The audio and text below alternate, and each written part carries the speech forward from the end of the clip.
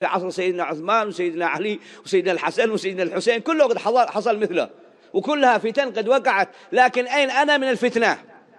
كيف أعد نفسي حتى أكون محفوظ؟ واذكر كيف فعلوا الرجال في تلك الفتن، إيه كانت مواقفهم، كيف حفظوا ألسنتهم، كيف حفظوا أعينهم، كيف حفظوا أسماعهم، كيف حفظوا قلوبهم، كيف حفظوا إيمانهم، لأن هذا يزعزع القلوب ويزعزع المبادئ والمواقف، وتجد الناس ينكبوا. تحصل واحد يتفرج قدامه لصورة من الصور يقول لك يستاهل، خلى أبوهم يستاهلون، يكتبوا عليك الملائكة. إذا عاد حد يذكر الملائكة، عاد حد يذكر الملائكة، قال لك خلاها على الله. يكتبوك قاتل، مشترك في دم فلان، مشترك في الفتنة، وانت جالس في بيتك.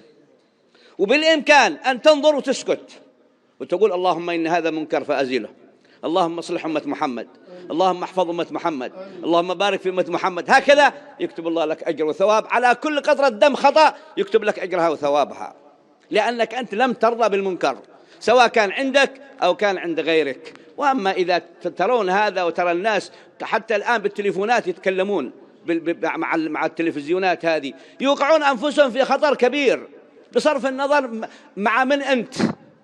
ذي مسألة ليست سهلة في ديننا عند أهل التربية الذي عرفوا كيف يربوا الرجال على معاني الرجولة.